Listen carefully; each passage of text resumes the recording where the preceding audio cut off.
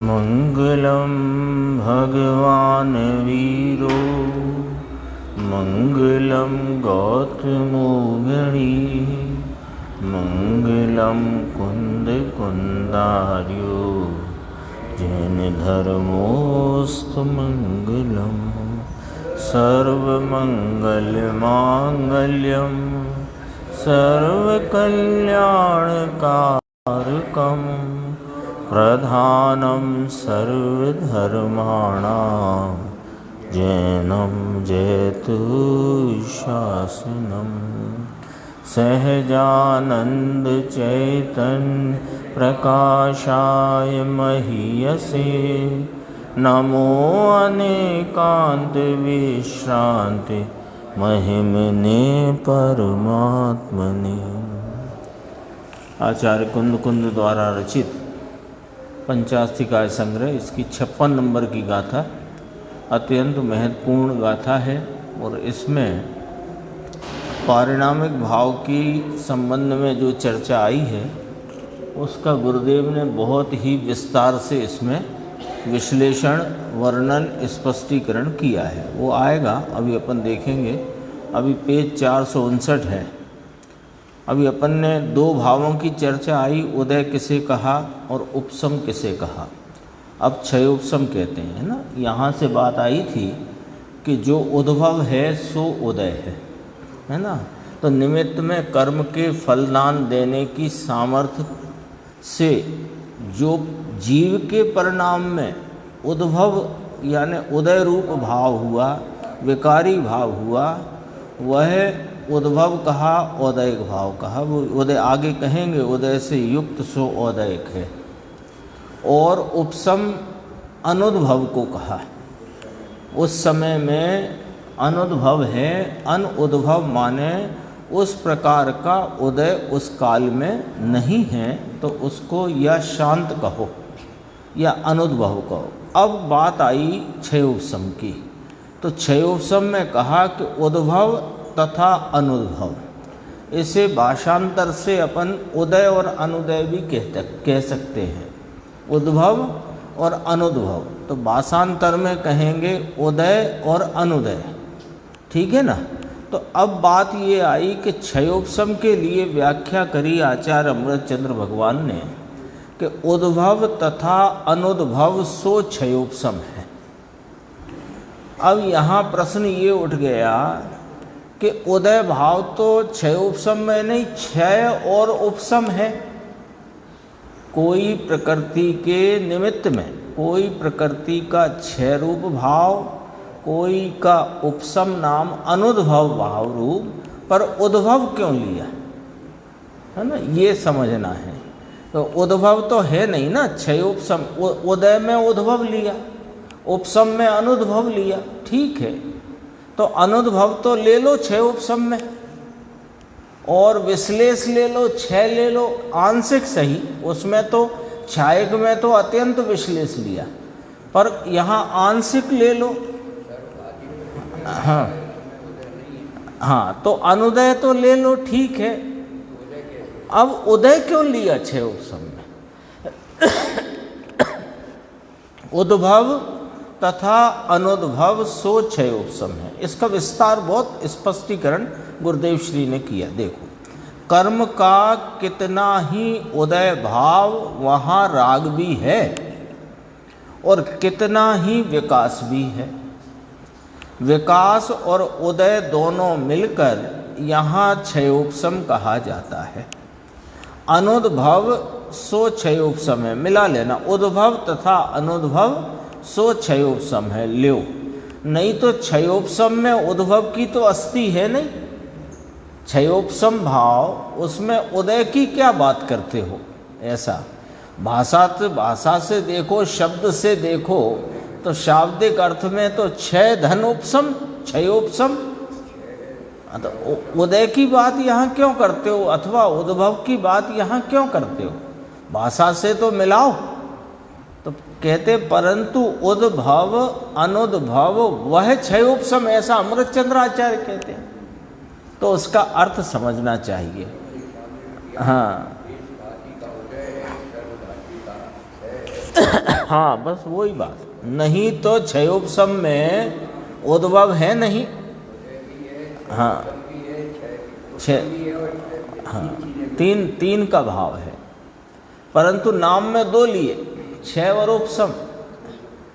तो कहते क्षयोपशम में उद्भव है नहीं, लेकिन परंतु निमित्त का ज्ञान कराते हैं। कैसे करके कि सुनो, क्षयोपशम ज्ञान में, अब ज्ञान का क्षयोपशमिक भाव ले लो, जानने रूप अभी चल रहा है ना क्षयोपशमिक भाव, तो उसमें विकास है उतना क्षयोपशम तो अपना है, पर उसमें जरा निमित्त की अपेक्षा से अपने में जो मलिनता है उस सहित उद्भव अनुद्भव दो मिलकर क्षयोपशम कहा जाता है।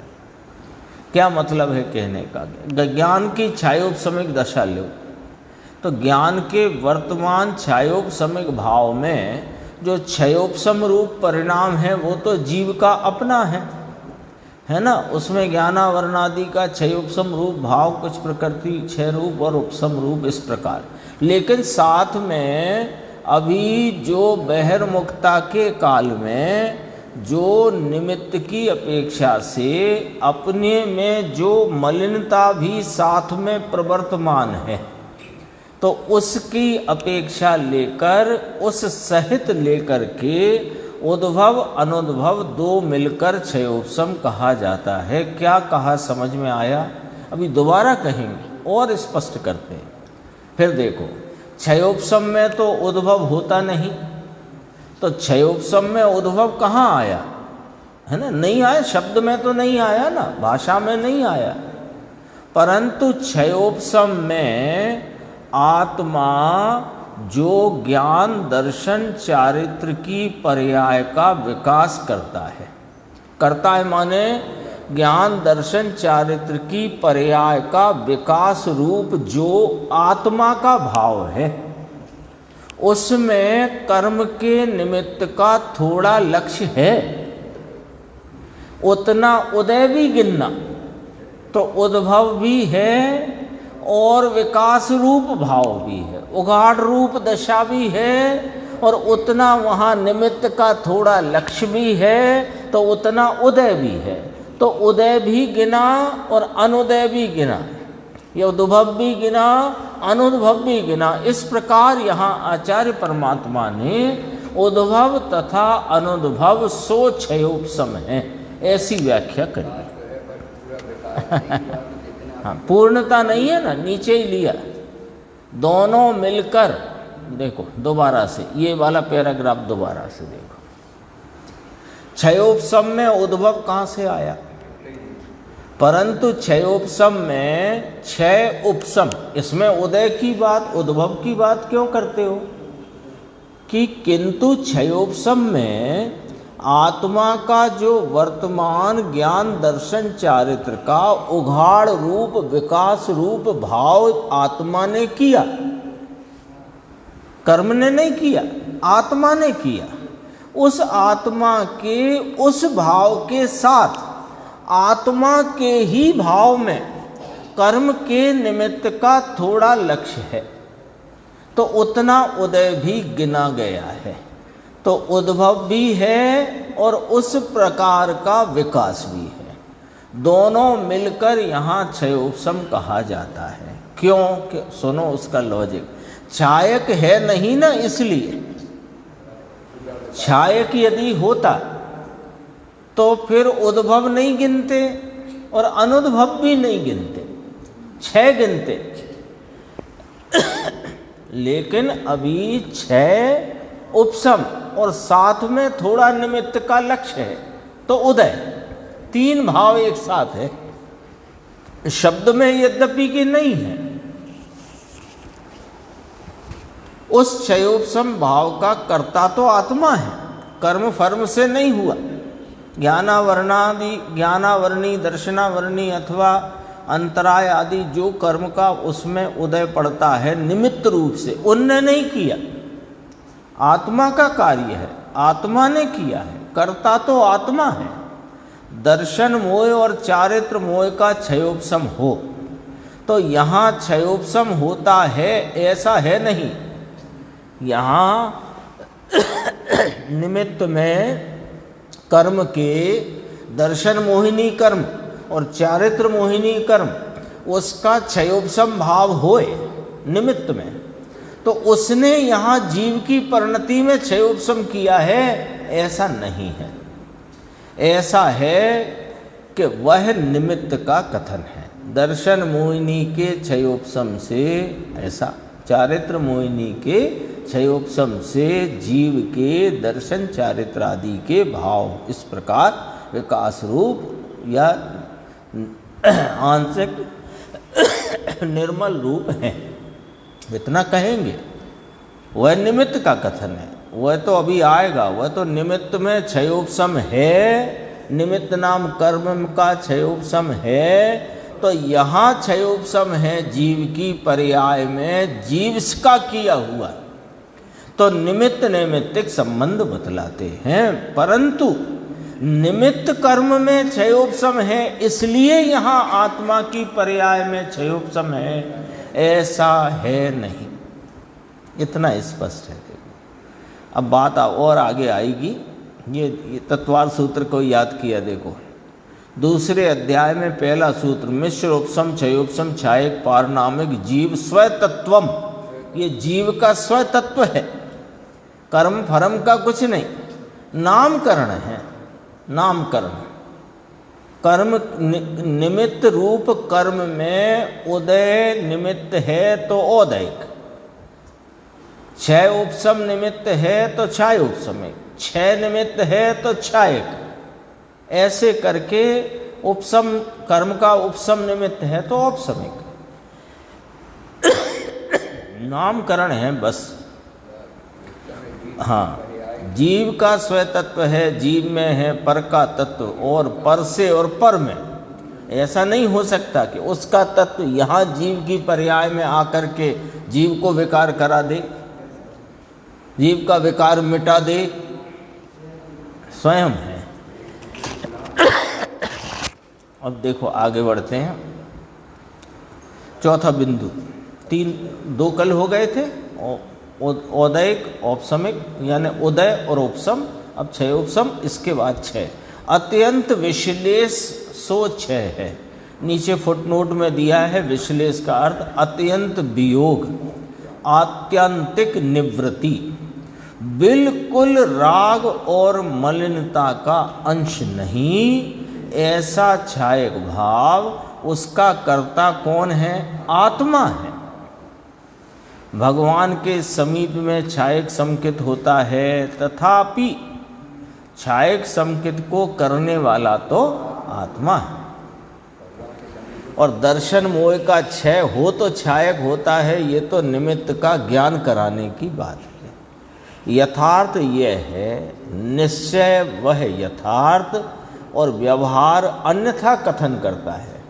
दर्शन मोह के क्षय से यहाँ छायक संकित हुआ, ऐसा व्यवहार से निमित्त का ज्ञान कराते हुए कथन है, लेकिन वह छायक संकित का कर्ता आत्मा है, दर्शन मोहिनी का क्षय नहीं। स्पष्ट है ना? ये समझो बेसिक बातें हैं। ये नहीं समझ में आएंगी तो करणानि योग समझ नहीं आ सकता। सारी पढ़ाई उल्टे रास्ते ले जाएगी। निमित्ताधीन दृष्टि करा के मिथ्यात्व का पोषण कराएगी, उल्टे रास्ते ले जाएगी सारी पढ़ाई। भले कितना ही बड़ा करणानि योग का व्याख्याता हो जाए, उसमें बहुत निपुण हो जाए, कुशल हो जाए, लेकिन ये बेसिक बात समझ में नहीं आई तो वो करणानि योग का साइड इफेक्ट इसको मिथ्यात्व के रूप में होगा, साइड इफेक्ट आएगा उसका मिथ्यात्व रूप में। ऐसी बात है। निमित्त को कर्ता मान के पढ़ता रहेगा, पढ़ाता रहेगा और पराधीन बना रहा तो पराधीनता है, वही तो मिथ्यात्व है। अपने को स्वाधीन स्वीकार कर लेना ये सम्यक्त है। अपना द्रव्य, अपने गुण और अपनी पर्याय अपनी है, पर से नहीं, पर के द्वारा नहीं, पर के कारण नहीं।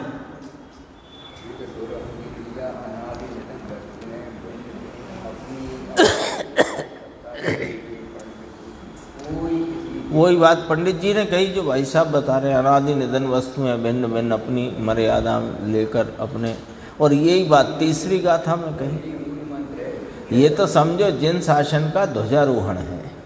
यदि जिन शासन में थोड़ा भी अभ्यास करना प्रारंभ करो तो ये पहले झंडा हाथ में पकड़ो, पहले झंडा पकड़ो हाथ में। कौन सा? एक द्रव्य और अन्य द्रव्य की स्वाधीनता का। देखो, निश्चय व यथार्थ व्यवहार अन्यथा कथन करता है। कैसे करता है व्यवहार कथन? कि दर्शन मोह का क्षय हो तो छायक संकित होता है। ये कौन ने कथन किया? व्यवहार ने। व्यवहार कथन करते हुए एक और साथ में बात क्या कहता है? ऐसा है नहीं। ये पहले अपने ज्ञान में ये बात हमेशा रखना कि ये कौन कह रहा है? कि व्यवहार कह रहा। अच्छा, हम समझ गए कि ऐसा नहीं है। यहाँ पर किसी निमित्त का उस कार्य विशेष की विवक्षा में ज्ञान कराया गया है, बस इतना समझना। यहाँ कहते हैं कि नहीं, देखो, अत्यंत विश्लेष, मलिनता का बिल्कुल त्याग, आत्यंतिक निवृत्ति, अपने पुरुषार्थ से छायक संकित, अपना आत्मा पुरुषार्थ करके स्वयं से उस छायक संकित का कर्ता होता है। आत्मा कर्ता और छायक संकित उसका कार्य, कर्म करता और कर्म का वह कार्य, ऐसा है नहीं। तो कल भी कहा था, आज पुनः कहते हैं कि ये बात तो समझो, बिल्कुल दृढ़ता से अपने चित्त में स्थापित कर लो, उत्कीर्ण कर लो कि कर्म से कुछ नहीं होता। तो मेरा जो मिथ्यात्व चल रहा है यदि, तो वो मेरा जो चलता हुआ वर्तता मिथ्यात्व है वह मेरा अपराध है, कर्म के कारण से बिल्कुल नहीं है। तो कभी दोबारा यह विचार भी मन में ना लाना कि दर्शन मोहिनी का उदय है इसलिए मिथ्यात्व है। ऐसा विचार लाना भी मत। और आगम में पढ़ो तो ऐसा समझना कि मेरे अपराध से, मेरी परिणति में मैं अपने स्वरूप को भूला हुआ मिथ्यात्व रूप परिणमन भाव से मैं परिणमता हूँ, तब दर्शन मोहिनी कर्म का यहाँ आगम में निमित्त रूप से ज्ञान कराया गया है। रह नहीं सकता, रह नहीं सकता, भागता फिरेगा। क्यों? क्योंकि पुरुषार्थ इधर को आ गया ना, पुरुषार्थ इधर को आ गया, स्वावलंबी हो गया। स्वावलंबी हुआ तो स्वयं का अवलंबन लेगा, पर का क्यों लेगा? जो 2 वक्त का खाना मांग के खाता हो, उसके घर में अनाज भरा है ये मालूम पड़ जाए तो क्यों जाएगा बाहर? जब ये ज्ञात हो गया कि सुख का सागर मैं स्वयं हूँ, ज्ञान का सागर मैं हूँ, अनंत शांति का भंडार में हूँ, वीतरागता का पुंज में हूँ, ऐसा जब पता लग गया, निर्णय कर लिया, तो अब पर का अवलंबन क्यों लेना है आपको? क्यों निमित्त की तरफ झुकना है? कि नहीं नहीं साहब अभी कमजोरी है। कमजोरी हम तुम्हारी गिनेंगे, पहले तुम मजबूती तो लाओ।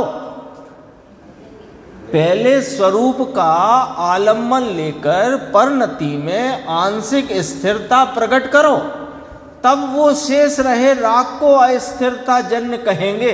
अभी तो अपराध जन्य है वो। राग को अपना स्वरूप मानते हो, यही अपराध है। जब तुम राग को राग जानोगे तो अस्थिरता जन्य कहलाएगा।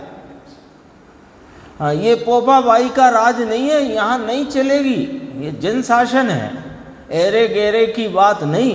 यहाँ 100 इंद्र भी गलोड़िया जैसे बैठकर, गलोड़िया समझते, कुत्ते के पिल्ले जैसे बैठकर इस वाणी को सुनते हैं, वो वाणी है, ये सामान्य बात नहीं है। ये बात को स्वीकार करो, जैसी है वैसी।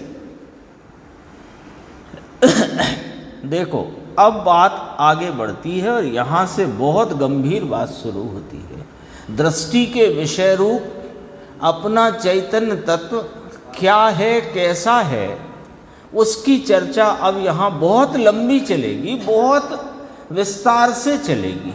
4 भाव की बात हो गई, उदय की, उपशम की, क्षयोपशम की, क्षय की। भाव मतलब उन भावों का भाव, उनसे युक्त को उदय कहते हैं, उपशम से युक्त को औपशमिक कहते हैं, क्षयोपशम से युक्त को क्षयोपशमिक कहते हैं, क्षय से युक्त को क्षायिक कहते हैं। 4 की बात करी, ठीक है। तो वो भावों का भाव कौन, जिससे वे भाव युक्त हैं, कि उदय से युक्त, उपशम से युक्त, क्षयोपशम से युक्त, क्षायक से युक्त। तो उन भावों के जो 4 प्रकार थे वो बात तो करी, उदय की, उपशम की, क्षयोपशम की और क्षय की, 4 की बात करी। अब बात आगे बढ़ती है। देखो बस अब 4 ऊपर देखो, 4 ऊपर देखो, मैंने 4 की बात हो गई, अब आगे चलो। ऊपर देखो मतलब 4 नहीं दिखाना, अब 4 की बात कही, 4 ऊपर माने अब आगे बढ़ो। महालाभ, द्रव्य का आत्मलाभ। द्रव्य का आत्मलाभ, ब्रैकेट में लिखा अस्तित्व, सत्ता का स्वरूप। भाषा देखो, द्रव्य का आत्मलाभ, पर्याय का आत्मलाभ क्षायक भाव में डालो, अभी पढ़ के आए, है ना। मलिनता का बिल्कुल त्याग, वो पर्याय का आत्मलाभ। यहाँ द्रव्य का आत्मलाभ यानी उसकी सत्ता का ध्रुव स्वरूप, अनादि अनंत काल प्रवाह सापेक्ष अपनी सत्ता का ऐसा अकृत्रिम यों का यों ही ध्रुव स्वरूप, टंकोत्कीर्ण ज्ञायक भगवान स्वरूप, ज्ञायक स्वरूप जो अनादि अनंत प्रवाह है, उसको यहाँ द्रव्य का आत्मलाभ कहा। समझ में आई बात? देखो दोबारा से, अनादि अनंत वस्तु कैसी है? अनादि अनंत है। अनादि अनंत वस्तु में उसका द्रव्यपना, उसका द्रव्य स्वरूप, उसके द्रव्य की सत्ता का सत्व, वह तो त्रिकाल, अनादि अनंत, अनुत्पन्न, अविनष्ट, एक रूप स्वरूप, अकृत्रिम स्वरूप, ध्रुव स्वरूप, सामान्य स्वरूप, ऐसे का ऐसा स्वरूप। कहाँ? अनादि अनंत प्रवाह में, हर पर्याय में। अब प्रवाह सापेक्ष पर्याय का परिणमन है ना, तो हर पर्याय में पर्याय पने से आए बिना, यानी पर्याय पने रूप हुए बिना, ध्रुव स्वरूपता से जो अस्तित्व का लाभ चल रहा है वो द्रव्य का आत्मलाभ है। और उस समय पर्याय में विकार है तो उदय भाव, शांत है तो उपशम भाव, कुछ विकास है, कुछ मलिनता है, क्षयोपशम भाव, अत्यंत मलिनता का त्याग है सो क्षायक भाव। लेकिन ये वाला भाव कि ये ऐसे का ऐसा अनादि अनंत द्रव्य के आत्मलाभ नाम अस्तित्व स्वरूपता से सदा प्रवर्तमान है। हाँ, द्रव्य है ध्रुव रूपता से, जैसा है यों का यों ही, वह का वह, अन्वय रूप, सदैव, ये द्रव्य का आत्मलाभ है। और पर्याय में पूर्ण मलिनता का त्याग हो जाना वो पर्याय का आत्मलाभ है। तो द्रव्य का जो आत्मलाभ है उसे यहाँ परिणाम कहा और परिणाम से युक्त भाव को पारिणामिक भाव कहा। व्याख्या बहुत अद्भुत है। देखो, द्रव्य के स्वरूप का आत्मलाभ, भाई पर्याय के लाभ को यहाँ लिया भी नहीं, वो 4 में कर दिया, खेल खत्म। हाँ, याद है ना 38 नंबर गाथा नियम सार की, जीवादि बहिर्तच्चम हेयम उपादेयम अपनो अपा। जीवादि तत्व वे बहिर्तत्व हैं, उनको 4 में डाल दिया। तो जीव को भी, हाँ, जीव की एक समय की पर्याय को, अजीव संबंधी जीव की परिणति में होते ज्ञान को अजीव तत्व कहा। आश्रम बंध संबंध निर्जना मोक्ष एक समय का स्वांग बहिर्तत्व, और उपादेयम अपनो अपा द्रव्य का आत्मलाभ रूप जो सत्ता का त्रिकाल एक रूपता ध्रुव स्वरूपता, वो परिणाम से युक्त जो पारिणामिक भावनादि अनंत निरपेक्ष, वह उपादेय।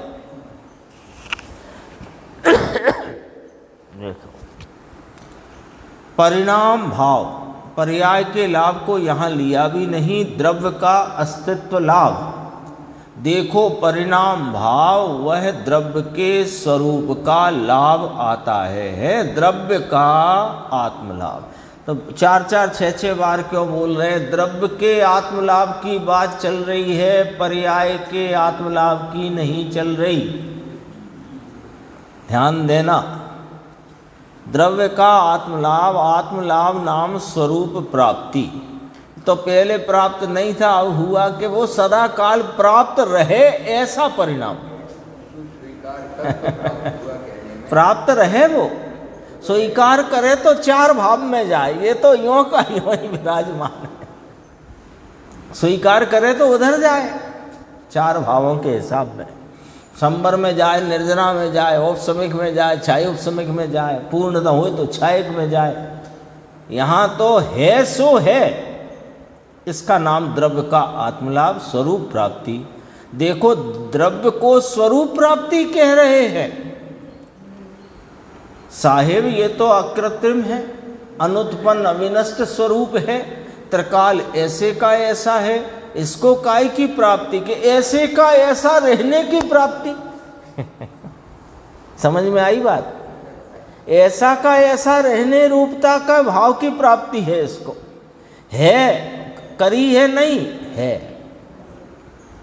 यहां उत्पाद व्यय को स्वरूप प्राप्ति नहीं कहते। देखो क्या कह दिया, उत्पाद व्यय को स्वरूप प्राप्ति नहीं कहते भाई। सम्यक दर्शन काहे में जाएगा? उत्पाद व्यय में। वो स्वरूप प्राप्ति की बात नहीं चल रही यहां। ये तो अनादि अनंत स्वरूप प्राप्त, स्वरूप प्राप्ति है का है पना, है त्रिकाल अस्तित्व। कैसा ध्रुव रूप, कैसा सामान्य स्वरूप, कैसा सदृश रूप, कैसा ऐसे का ऐसा, इसका नाम है यहां द्रव्य का आत्मलाभ। ये शब्द ही समझना है, द्रव्य का आत्मलाभ। परंतु यहां तो द्रव्य के आत्मलाभ को, यानी द्रव्य को, ध्रुव को आत्मद्रव्य है ऐसा आत्मलाभ नहीं। स्वीकार करना 4 भाव में गए, ये तो है। स्वीकार करना पारिणामिक भाव नहीं होता। पारिणामिक भाव को स्वीकार करना औपसमिक छायोपसमिक छायक में डालो, ये तो है। ये दृष्टि का विषय है। दृष्टि करी वो नहीं, दृष्टि का विषय द्रव्य का आत्मलाभ। ये शब्द में बड़ा गंभीर भाव है। द्रव्य का आत्मलाभ, वो जो छायक भाव है वो पर्याय का आत्मलाभ है, जैसे मोक्ष कहो, वो स्वांग है, समय सार में स्वांग का, ये असलियत है। ये चाहे उदय रूप स्वांग में बरते, चाहे औपसमिक स्वांग में वर्ते, चाहे क्षय उपसम के स्वांग में वर्ते, चाहे छायक के स्वांग मोक्ष के स्वांग में वर्ते, पर कोई स्वांग में वर्ते, असली तो असली है। तो जो असलियत कैसी कि ध्रुव रूप एक रूप सामान्य सदृश सदृश सदृश रहने वाला, टंकोत्कीर्ण अनादि अनंत अनुत्पन्न अविनष्ट अकृत्रिम। चेतन भाई का शब्द याद आया, अघट घाट। अघट घाट, घट करके घाट किया हो वो नहीं, अघट घाट। लाभ, हाँ नहीं तो पर्याय का लाभ नहीं लिखा, द्रव्य का आत्मलाभ लिखा, वो उसका ही तो भाव समझना है। लाभ लिखा है तो लाभ रूप, लाभ का यानी इसका स्वरूप ऐसे का ऐसा रहना, ये द्रव्य का आत्मलाभ है, उसका स्वरूप रूप भाव। तो ऊपर देखो, द्रव्य का आत्मलाभ ब्रैकेट में लिखा अस्तित्व। अस्तित्व में कैसा है आत्मा का अस्तित्व, कैसा त्रिकाल है, कैसा कि ऐसे का ऐसा, ऐसे का ऐसा माने ध्रुव स्वरूप, यानी काय तो उपजे नहीं बिन से नहीं, अकृत्रिम अघट घाट। ये थोड़ा भाव पकड़ना है, इसका भाव पकड़ गए तो समझो वो उदय का विलय और औपसमिक छायोपसमिक ऐसे पवित्र भाव का प्राप्ति पर्याय में हो जाएगी। अद्भुत है बात। ये गाथा 56 नंबर सामान्य नहीं है न, कोई गाथाएं तो 43 आई थी, वो बहुत गजब की गाथा थी। इसी में यहाँ तो द्रव्य के आत्म लाभ को, अब ये शब्द देखो ध्यान से, द्रव्य को ध्रुव को आत्मद्रव्य है ऐसा लाभ। ये ध्रुवत्व स्वरूप है ऐसा स्वरूप लाभ। तो लाभ हुआ है कि नहीं, वो लाभ रूप है, यानी स्वरूप रूप है। बहुत और देखो, बहुत बातें हैं इसमें। गुरुदेव ने कम से कम इसको 10 पेजों तक एक ही बात करी है। यह द्रव्य स्वरूप है स्वतः उसकी सत्ता रखने वाला आत्मा स्वयं से सत्ता रखता है, उसमें किसी पर की सत्ता है नहीं। ऐसी सत्ता का अनादि अनंत प्रवाह है वो द्रव्य का आत्मलाभ। आत्मलाभ, आत्म अर्थात स्वरूप का लाभ, स्वरूप प्राप्ति। तो प्राप्ति करी कि नहीं, स्वरूप को धारण करके रखना। ख्याल में आ रही है कि नहीं आ रही बात? नहीं आ रही हो तो दोबारा पढ़ेंगे, 4 बार पढ़ेंगे, पर ये बात समझना पड़ेगी। हमने तो कल भी कहा था, नहीं समझ में आए, नहीं पूछने का मन हो तो लिख के लाओ, लेकिन कच्चा मत छोड़ना। हाँ, वो पहले चलता था बचपन में, कच्ची पहेली पक्की पहेली। अपने तो पक्की काम करना है, कच्चे का काम नहीं। कच्चा मत छोड़ना, क्योंकि ये फिर कब मिलेगा, कोई भरोसा है? कब मिलेगा ये? किस समय? मान लो कदाचित कभी दोबारा मिला, उस समय ज्ञान का क्षय उपशम कैसा रहा, न रहा, स्थिति क्या बनी, अभी मत चूको, मौका है ये। देखो तो सही क्या कहा, स्वरूप को धारण करके रखना, अपने को धारण करके रखना। ये अपने को धारण करके रखना, इसका नाम द्रव्य का आत्मलाभ। बोलो, अपने को धारण करके रखना, जो आप कह रहे थे वो आया। अथवा अस्तित्व, द्रव्य स्वयं को धारण करके रखता है, स्वयं बना हुआ रहता है, इसलिए उसे परिणाम कहते हैं। परिणाम कहा। उद्भव उद्भव उद्भव अनुद्भव उद्भव अनुद्भव अत्यंत विश्लेष, ऐसे 4 भाव के भाव बताए।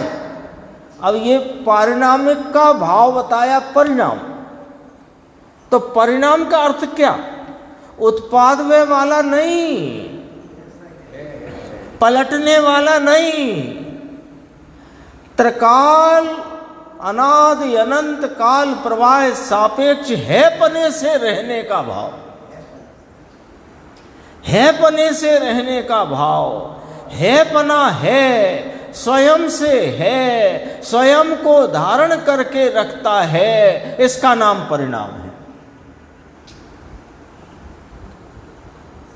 इसको थोड़ा परिणाम शब्द क्यों आया, थोड़ा विचार करते हैं कि अनादि अनंत प्रवाह में वह हर परिणाम में अपने त्रैकालिक ध्रुव अस्तित्व को बनाए रखता है, ऐसा परिणाम।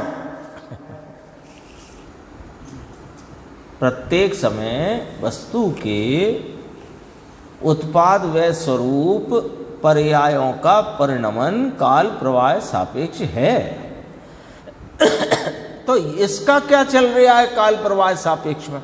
काल तो ये भी तो अनादि अनंत है ना, तो इसका काल प्रवाह सापेक्ष क्या चल रहा है कि काल प्रवाह सापेक्ष में होते हुए वे उद्भव अनुद्भव और अत्यंत विश्लेष रूपता के 4 प्रकार कहे ना, उन परिणामों में न आकर के, उन परिणामों में नहीं वर्तता होकर अपने को अपने रूप ध्रुव स्थायी कायम टिकाऊ रखता है, ये इसका परिणाम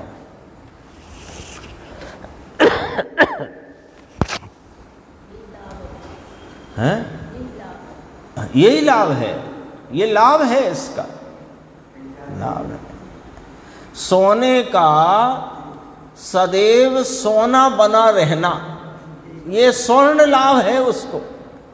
उदाहरण, सोना मिट्टी में 40 फुट नीचे गड़ा हो, खदान में पड़ा हो, घर में तिजोरी में रखा हो, आपके अंग आदि पर सजा हो आभूषण के रूप में, वो सोना किस समय सोना नहीं है। घरिया में पिघला हुआ हो, पिघला हुआ सोना लगरी के सांचे में डला हुआ हो, सांचे में से उठकर सोनी की निहाई पर पिटता पिटाता सोना हो, किस समय सोना नहीं है। वो हर समय उसका स्वर्णत्व रहना, ये स्वर्ण का आत्मलाभ है, वो स्वर्ण नामक द्रव्य का आत्मलाभ है। देखो, खदान में है सोना, मलिनता के संयोग में है सोना, पर मलिनता में है, सोना सोने में है। उस अवस्था में भी स्वर्णत्व तो उसका कायम है कि नहीं, है ना। और मलिनता दूर होकर अत्यंत विश्लेष, एकदम खरा 100 टंच सोना, तब भी वही सोना है ना। तो उस समय भी सोना रहना, फिर तपना, तब भी सोना रहना, और 16 ताव के बाद भी सोना रहना, ये सोने को सदा काल स्वर्ण लाभ है कि नहीं। वो द्रव्य का आत्मलाभ है, उसका स्वर्ण तो कहाँ चला जाता है, वो स्वर्ण परिणाम है। हर समय सोना रहना वो स्वर्ण परिणाम है।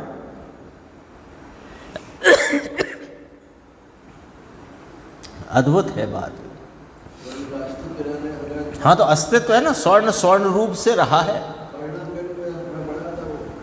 नहीं तो फर्क पड़ जाता है, पाड़ो मत।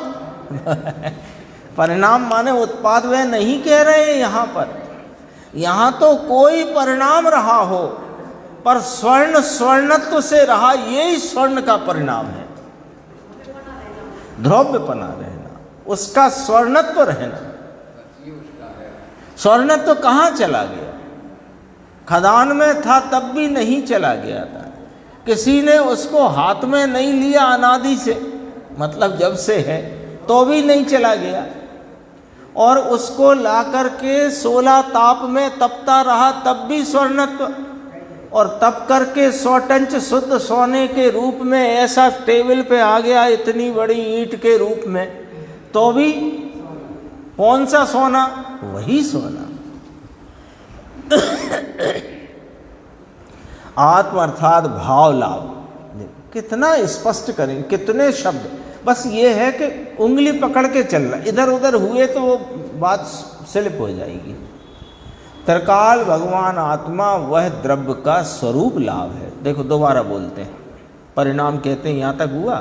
त्रिकाल, त्रिकाल भगवान आत्मा, 2 बार बोला, 2 बार बोलने का अर्थ समझो। त्रिकाल त्रिकाल त्रिकाल, सदैव त्रिकाल। त्रिकाल भगवान आत्मा वह द्रव्य का स्वरूप लाभ है। भाषा देखो, आत्म लाभ है, स्वरूप लाभ कहो, आत्म लाभ कहो। आत्म अर्थात स्वरूप लाभ है, आत्म अर्थात भाव लाभ है, अपने भाव का द्रव्य रहना, ये वो लाभ है। हम क्या सोच रहे हैं, हमारा चित्त ऐसा दौड़ रहा है, लाभ माने कुछ प्राप्त हुआ। अरे प्राप्त रहना ये भी तो लाभ है।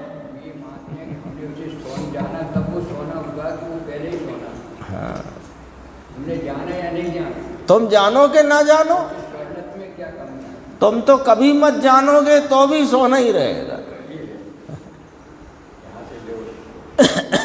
तुम जानो इस पारिणामिक को तो तुम्हें लाभ होगा पर्याय में। ये तो लाभ रूप है, ये तो भाव रूप है। तो अपने भाव का द्रव्य वह लाभ है।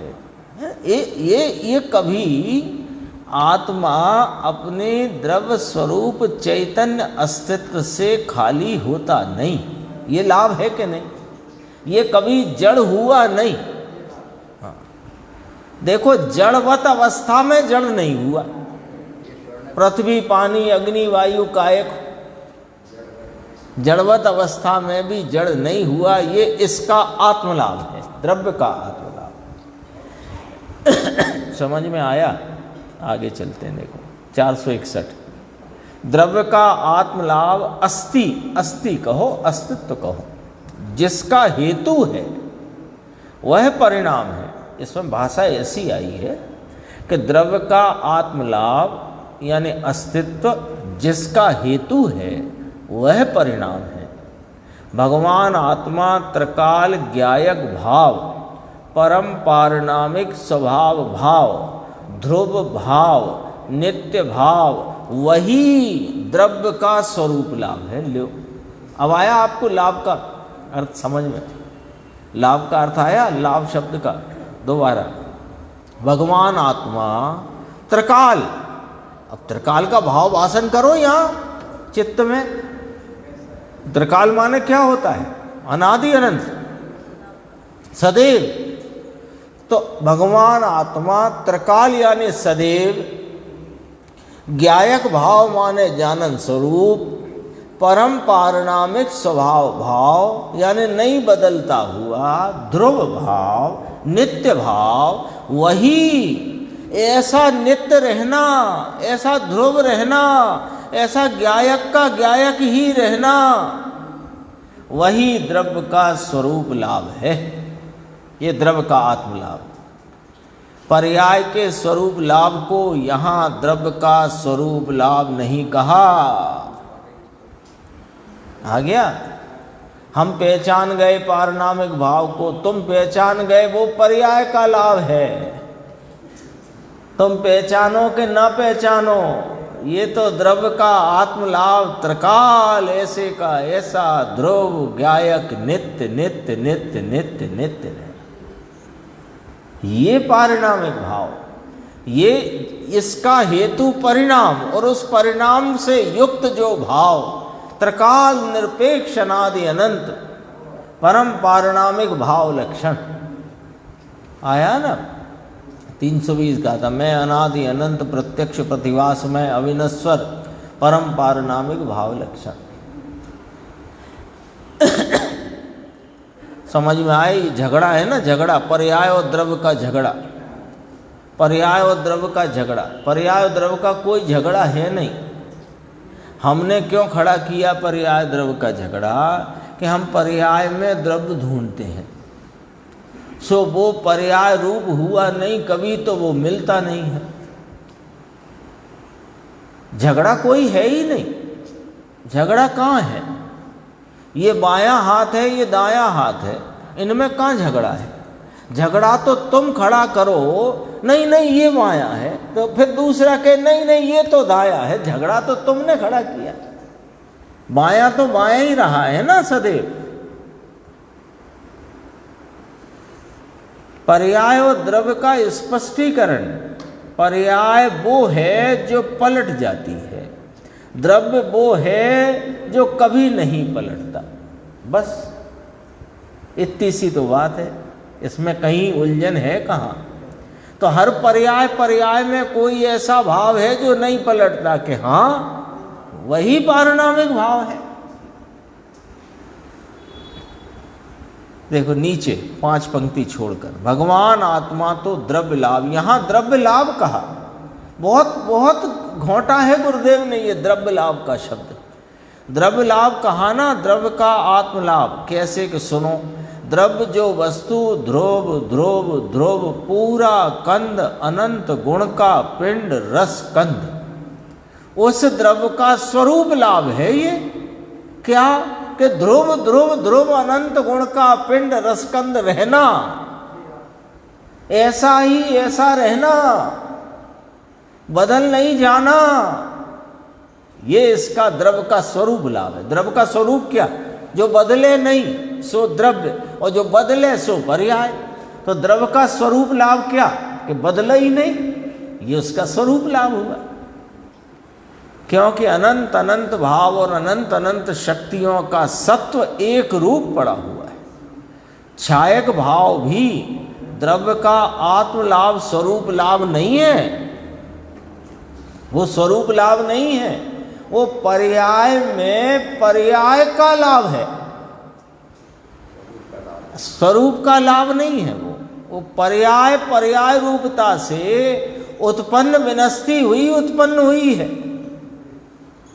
और ये तो त्रिकाल ऐसे का ऐसा ध्रुव, नित्य नित्य नित्य नित्य नित्य, ये द्रव्य का आत्मलाभ है। ऐसा कहते हैं भाई, क्योंकि अब यहाँ देखो सब भाव समझा देंगे।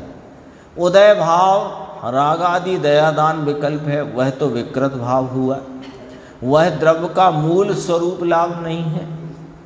क्योंकि समय एक और विकृत भाव, भाव भी विकृत, तो कहते हैं कि वह द्रव्य स्वरूप लाभ नहीं है।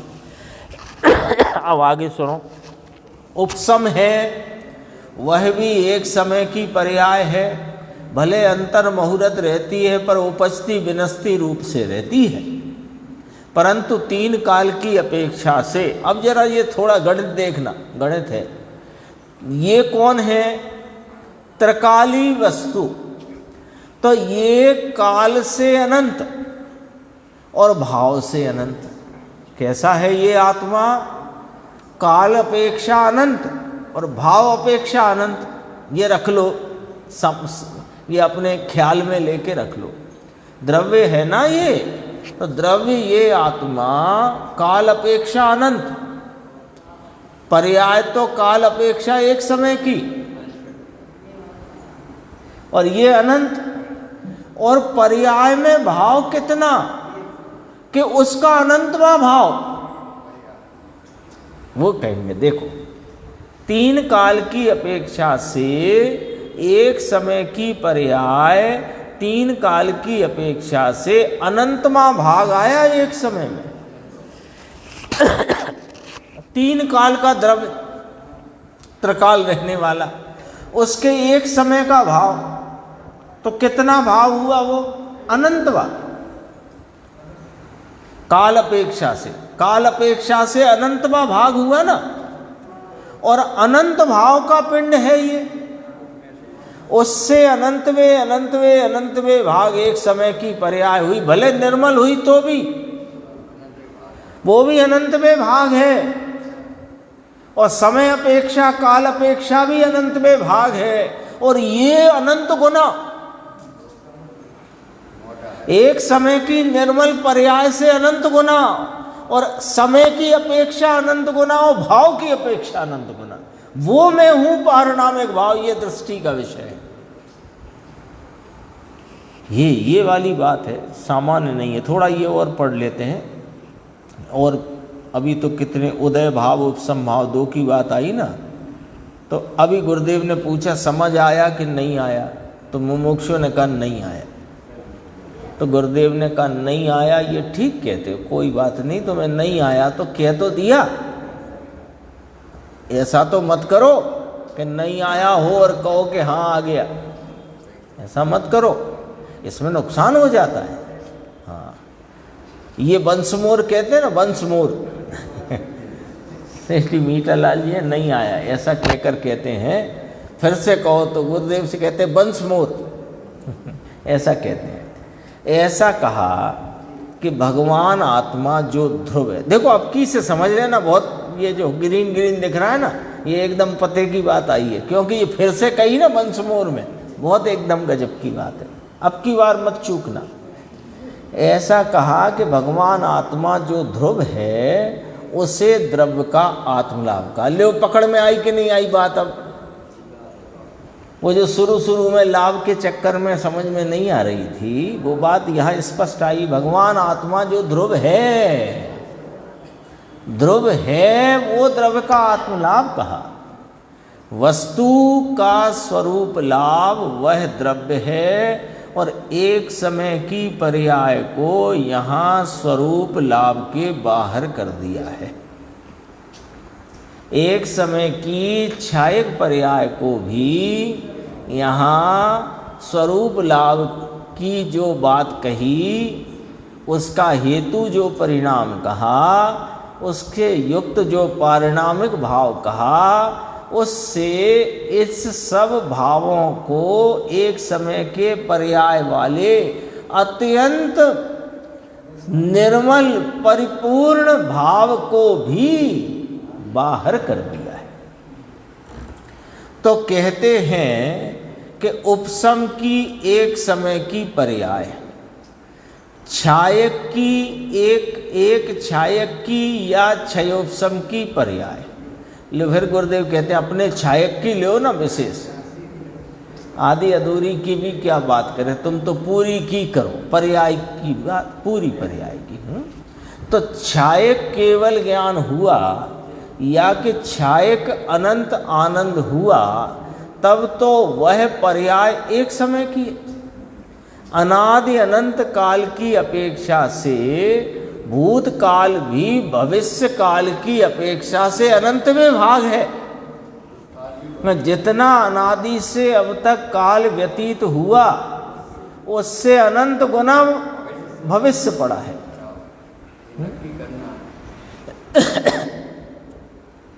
कहाँ जाना है, निर्णय करना है। सच बात है, अब की यदि चूक गए तो फिर पता नहीं कब मौका आएगा, है ना। भवों के बाद आएगा कि नहीं आएगा। हाँ, अब ये तो चूकने जैसा है ही नहीं। अभी भी कहीं कुछ रह गया हो सांसारिक कार्यक्रम, उसको पीछे धकेल दो और ये काम कर लो, फिर उम्र रही तो वो भी हो जाएंगे। अपनी अटैची बांध के रखो तैयार, जब ट्रेन आए तो बैठ जाएंगे, जब तक नहीं आई तब तक खाओ पियो मजे करो स्टेशन पे, लेकिन अटैची तैयार होनी चाहिए। कितनी गजब की बात है। देखो, छायक अनंत आनंद हुआ तो पर्याय कितने समय की है, वो एक समय की। अनादि अनंत काल की अपेक्षा से जो भूतकाल अभी तक व्यतीत हुआ, वह भविष्य काल की अपेक्षा से अनंत में भाग है। भूतकाल भी भविष्य काल से अनंत में भाग है। उसमें भी भूत और भविष्य त्रिकाल उसकी अपेक्षा से एक समय की छायक पर्याय का काल अनंत में भाग आया। वस्तु की अपेक्षा, वस्तु तो अनादि अनंत है ना, तो वस्तु की अपेक्षा जो अरिहंत परमात्मा को केवल ज्ञान, केवल सुख, केवल दर्शन, केवल वीर प्रकट है एक समय की अवस्था में, वो पूरे स्वभाव जो त्रिकाल है उसकी अपेक्षा अनंत में भाग है। एक समय की छायक पर्याय का काल अनंत में भाग आया पंडित जी, उसमें जो अनंत अनंत आनंद प्रकट हुआ, छायक केवल ज्ञान हुआ, ऐसी एक पर्याय सादी अनंत जो प्रकट होगी तो सादी अनंत काल के लिए। भूतकाल से भविष्य की पर्याय अनंत गुणी है, तो अनंत गुना जो केवल ज्ञान होगा, अनंत गुना यानी अब तक ज्ञान की जितनी पर्याय हो गई, और फिर जब केवल ज्ञान हुआ तो अब जितनी केवल ज्ञान की पर्याय होंगी वे पिछले ज्ञान की पर्यायों से अनंत गुनी होंगी। गणित है कि नहीं? तो वे पर्याय कहाँ पड़ी हुई हैं? योग्यता प्रमाण, योग्यता और शक्ति रूप से हो गई वे योग्यता रूप, होंगी वे शक्ति रूप। कहाँ पड़ी है? कि इसके ज्ञान गुण में। तो ये ज्ञान गुण का धारी ज्ञायक भगवान परम पारणामिक भाव लक्षण, ये तो उससे अनंत बना हुआ। वे अनंत होंगी ना, उससे भी अनंत बना। काल में तो तीन काल की अपेक्षा से एक समय है, तो ऐसी अनंत अनंत अनंत पर्याय प्रकट होंगी। तो अनंत पर्याय का पिंड ज्ञान गुण है, केवल ज्ञान की पर्याय सादी अनंत प्रकट होगी। ऐसा ज्ञान गुण है, तो ज्ञान गुण में तो ऐसी अनंत अनंत पर्याय भाव रूप पड़ी हैं। भाव रूप माने शक्ति रूप से, प्रकट रूप नहीं। तो उस भाव के सामर्थ्य, भाव रूप माने उसकी सामर्थ्य, तो उस भाव के सामर्थ्य की अपेक्षा से एक समय का छायक भाव अनंत में भाग है। समझ में आया कि नहीं आया? है ना? यहाँ तक चर्चा आई, शेष आगे अपन